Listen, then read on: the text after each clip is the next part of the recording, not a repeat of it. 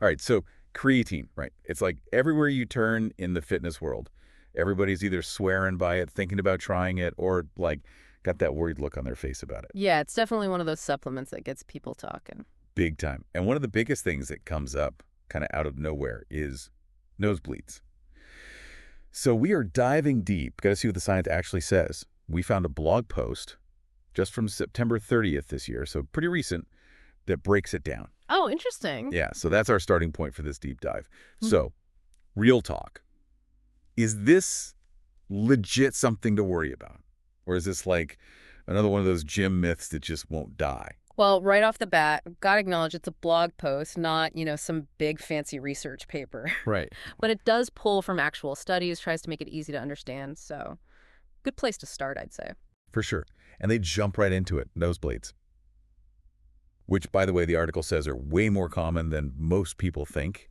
Usually not a big deal, they say, but sometimes could be a sign something else is up. And that's where things get really interesting, especially, well, for someone like you love figuring out how things connect, right? Always. So they're not saying creatine straight up causes these other health problems, but it's more like if you're already on the edge of getting a nosebleed, say maybe you've got high blood pressure, creatine might push you over that edge. Okay, so like makes it worse, Yeah. not necessarily the root cause. Exactly. Which makes sense because they did mention blood pressure specifically. Like the idea is creatine could make it go up a little, especially when you're working out, getting your heart rate up. And here's where the research gets a little messy, not as cut and dry as you'd hope. Some studies, they show zero connection between creatine and blood pressure.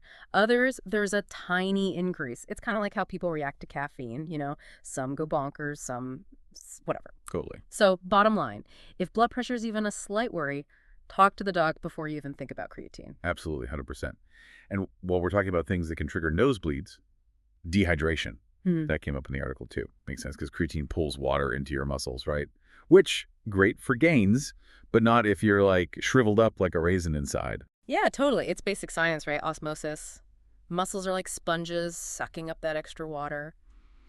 But if you aren't putting it back in, dehydration's city. And guess what dehydration does?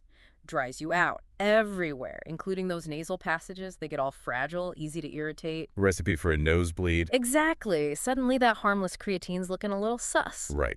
Makes you think twice. So, say you're already taking creatine or thinking about it, what's the game plan? Blog post had some good advice, I thought. Yeah, they were big on the hydration thing, which, duh, we just talked about osmosis and all that. Right, gotta stay topped up. Totally. Mm. But also stick to the recommended dose, they said. Like, more doesn't always mean better, And keep an eye on your blood pressure, just in case. Oh, and this one's huge. Getting nosebleeds a lot. Don't just ignore it. Go to the doctor, even if you think you know what's causing it. So easy to be like, WebMD, I got this, but yeah, real doctor is always the move. Always, always. Now, circling back to that blood vessel theory for a sec, makes you think bigger picture, doesn't it? We think of supplements, they do one thing, right? Like creatine, muscle growth. But maybe there's all these side effects, we're just starting to figure them out. Right. Like our bodies aren't just these separate systems, it's all connected. And speaking of connected, I was thinking about that Reddit thread they linked to. Someone asked about creatine and nosebleeds. But what if? What if it's not even the creatine itself? What if it's something else in there, like some filler they use? Oh, good point. Gets to that whole correlation causation thing, which, you're smart, you get that. But it's easy to forget. Just because two things happen close together doesn't mean one caused the other. Could be a whole bunch of stuff going on. So how do you even tell then? How do you know what to trust when you're trying to figure this stuff out? Right. It's overwhelming. All this info, studies saying different things, people with their own anecdotes. Honestly, nothing beats just thinking critically about it. And talking to your doctor, right? Exactly. They know your situation, what meds you're on, your lifestyle, all that matters.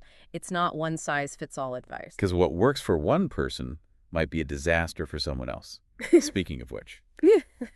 I was surprised how much they stressed hydration with creatine, even linked to a whole other article about how much water to drink. Well, yeah, it makes sense, though. Creatine pulling water into the muscles, got to replace it, or hello dehydration, hello nosebleeds, we've been there. Right back to that, it's like even supplements we think are basic, they can have this ripple effect. It's a good reminder that health and fitness isn't just about popping pills or hitting the gym hard. It's about finding a balance. What you eat, how much water you drink, good sleep, managing stress. It all plays a role. Like you're fine-tuning a machine. Okay, so after this deep dive, big question. Does creatine actually cause nosebleeds? What's the verdict? I mean, the blog post basically said what we've been saying. The jury's still out. No ironclad proof. It might maybe slightly increase the risk if you're already prone to them, but for most people, probably fine. That's good to hear.